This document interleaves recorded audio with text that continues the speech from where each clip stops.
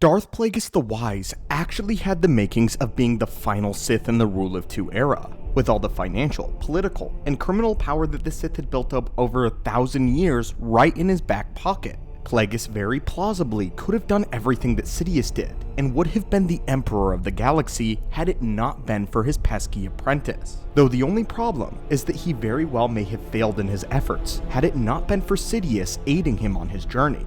The role that Palpatine played in the rise of the Empire was absolutely instrumental in its success. This is something that Plagueis would acknowledge after taking him on as an apprentice. However, there was a time when Plagueis had very little intention of ever taking an apprentice of his own, and a moment in time where Darth Plagueis decided to abolish the Rule of Two completely. Greetings, students of the Force, and welcome back to our ever-expanding archives. In this holocron reading today, we are searching through the life of Plagueis the Wise to uncover the question of why he decided to take Palpatine on as an apprentice, even though he didn't want one. Before we dive into this mystery, we have had a vision that many using our archives have not yet subscribed to our order, so if you haven't yet, reach out and crush that subscribe button. It is your destiny. Now, on to why Darth Plagueis wanted to destroy the Rule of Two, but why Palpatine ultimately prevented this. When Plagueis killed his master on the world of Baldemnik, it was a triumphant moment quickly turned sour. During their exploration of a cave, the ship that the two Sith had arrived on was destroyed.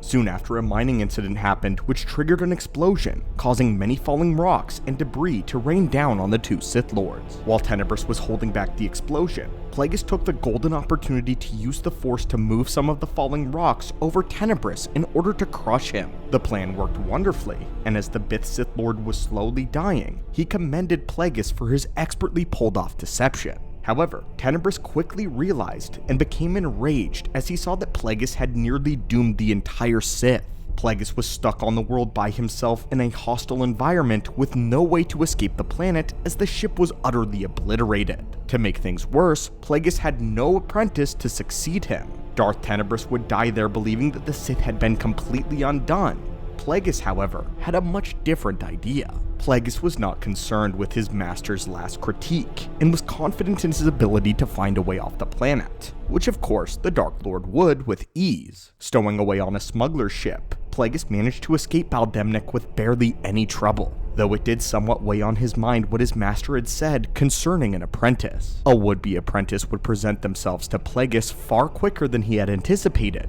but this individual was not Palpatine. This was another Sith Lord calling themselves Venomous, the secret apprentice of Darth Tenebrous, who Plagueis even hypothesized could have been Tenebrous' own son. The two had a fierce duel in a deep forest, their blades and bodies moving like streaks of lightning as they clashed, and although Venomous was extremely skilled, Plagueis was simply better, the superior duelist, and had superior power in the Force as well. Venomous would beg for his life, offering to be apprenticed under Plagueis. However, Plagueis literally laughed in his face, turning down the offer, stating that obviously Venomous would just pretend to be his apprentice and stab him in the back. Plagueis would never be able to have his guard down around a Sith like Venomous, so instead, the Dark Lord forced Venomous to eat a poisonous plant, one that put him in a catatonic state. But this is a story that we've explored before. Why was Darth Plagueis so uninterested in an apprentice and the prospect of following the Rule of Two? Plagueis would call this an obligation rather than a sworn duty.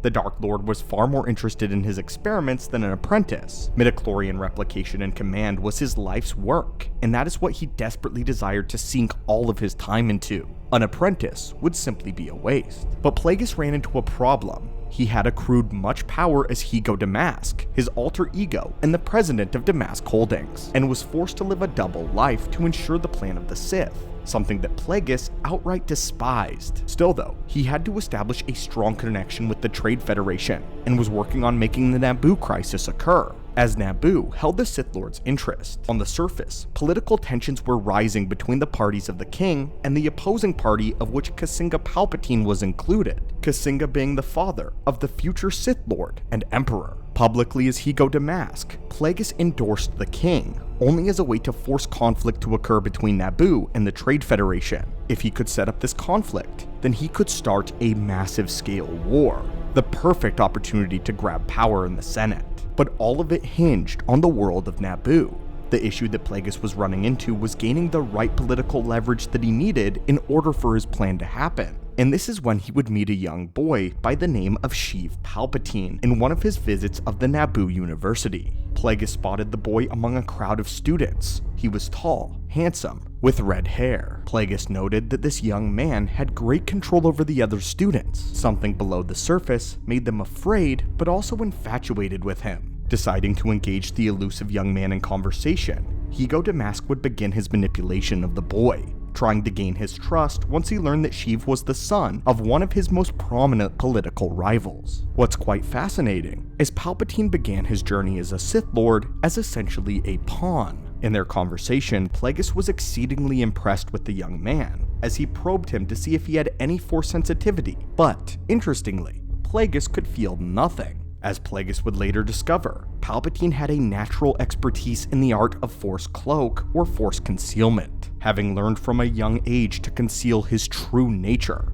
able to hide his signature in the Force from even the most powerful beings. Soon the young Palpatine would gladly join Higo Damask and became his good friend, and even a spy, as Palpatine had a volatile and destructive relationship with his father and his family. The young Sheev would listen to his father's political meetings and report everything back to Plagueis in secret, giving the Dark Lord an edge in the political race. It would not be long before Plagueis' manipulations went so far, though, that he inadvertently caused Palpatine to murder his entire family. This was an act that Plagueis could not ignore. Rendezvousing in secret, Plagueis helped the young man dispose of all evidence of the murders, as Sheev explained what happened, and Plagueis was amazed at his raw potential and could not pass up the opportunity to train him. Plagueis literally viewed Palpatine as a gift of the dark side itself. Plagueis was also afraid what the Jedi might do to such a gift if they ever got to him first. But Palpatine was cunning and dangerous. Palpatine made a threat against Plagueis that put him in a dark place, and forced the Dark Lord to reveal his true nature to the boy. After the Dark Lord conceded to training Palpatine and dubbing him Sidious, the two would become one of the most powerful Sith duos in all of galactic history. But why exactly did Plagueis have a change of heart? The crux of his decision lied in the fact that Palpatine was a raw source of untapped, untainted potential. Plagueis saw firsthand how the dark side had laid claim to the boy, as he was regarded as having been evil since the day he was born. Wicked, there was always something wrong with him, but where others felt terrible and vile in his presence, Plagueis would bask in the young man's shadow. Sheev had hated his father, and this only served to water the plants in his garden of hatred and malice. On top of it all, Palpatine had no morals, and he believed himself above any consequences of a normal, lesser being. Palpatine learned that if you have enough power, you have all of the freedom you want. He was the perfect candidate for a Sith apprentice, the most perfect candidate that has ever presented itself, only rivaled by the very early Sith, with perhaps Tenebrae. Though Plagueis had no intentions of Sidious ever surpassing him, he had assumed that he would be able to continue using him as a tool, and the two could rule as co-emperors, fulfilling the rule of two that Plagueis cared so little for. Simply, Plagueis knew that Palpatine was useful, and needed someone to help him balance his time and his research into the mysteries of the Force, as well as his political machinations. He would attempt to do with Palpatine what Palpatine would successfully achieve with Vader. And this is why he ultimately decided to take Sidious as an apprentice, a pure, dark, twisted, maniacal, beautiful gift of the dark side. And there it is, my friends. I hope this cleared up Plagueis' view of the rule of two, as well as why he ultimately decided to take Palpatine on as an apprentice, despite disagreeing heavily with this aspect of the Sith code. As always, my friends, thank you so much for visiting the channel and the archives today. If you haven't yet, consider subscribing for daily Star Wars holocron uploads and lore, and may the Force be with you.